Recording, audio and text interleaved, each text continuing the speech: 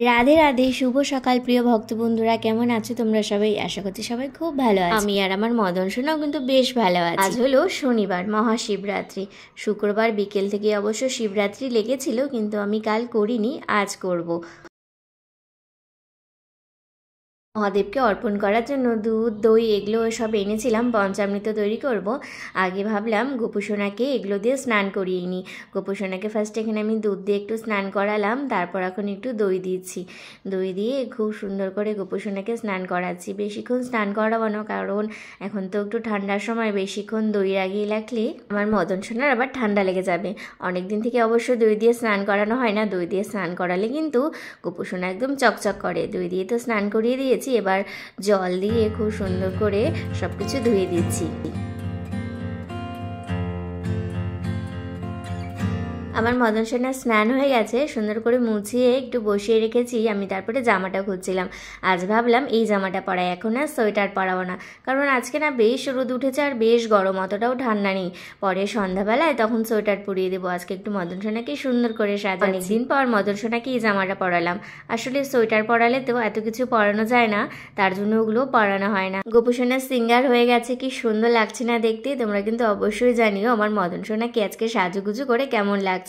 আর তারপর আমি এদিকে মহাদেবের জন্য জল ঢালবো, সবকিছু এদিকে রেডি করে নিয়েছি। এদিকে পঞ্চামৃত, ফল সবকিছু রেডি করে নিয়েছি। আর এই যে মহাদেবকে ঘি আর মধু দিয়ে ভালো করে মালিশ করেছি। এখন মহাদেবকে জল অর্পণ করব। আগে গোপু সোনাকে এদিকে খেতে দিয়ে দিচ্ছি।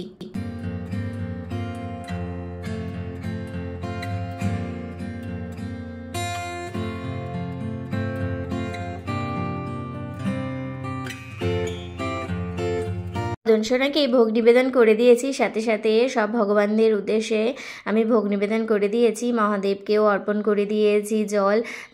আজ শিবরাত্রির দিন মহাদেবকে, গোপু সোনাকে আর সব ভগবানকে গুড়ের মিষ্টি আর ফল নিবেদন করেছি। এবার আমি আরতি করব। এদিকে প্রদীপ, ধূপকাঠি সব কিছু জ্বালিয়ে নিয়েছি।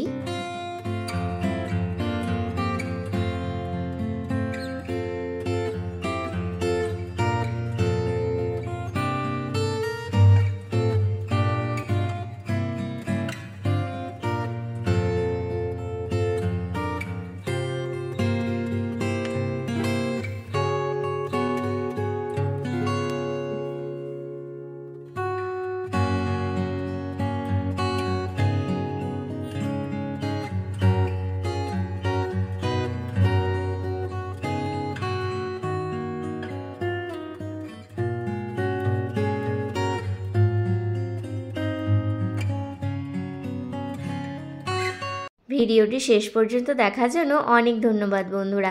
মদন সোনার সাথে সাথে আজ শিবরাত্রির দিন তোমাদের মহাদেবেরও দর্শন করিয়ে দিচ্ছি। গোপু সোনার ভিডিওটি তোমাদের কেমন লাগলো অবশ্যই কিন্তু জানিও। আর যদি ভালো লেগে থাকে তাহলে অবশ্যই লাইক, কমেন্ট অ্যান্ড শেয়ার করতে ভুলো না। যেসব নতুন বন্ধুরা প্রথমবার গোপু সোনার ভিডিওটি দেখছো, তারা কিন্তু গোপু সোনার চ্যানেলটি অবশ্যই সাবস্ক্রাইব করে রেখো। আজকে গোপু সোনার এই ভিডিওটি তাহলে এখানেই শেষ করছি বন্ধুরা। রাধে রাধে, হরে কৃষ্ণ। সবাই খুব ভালো থেকো।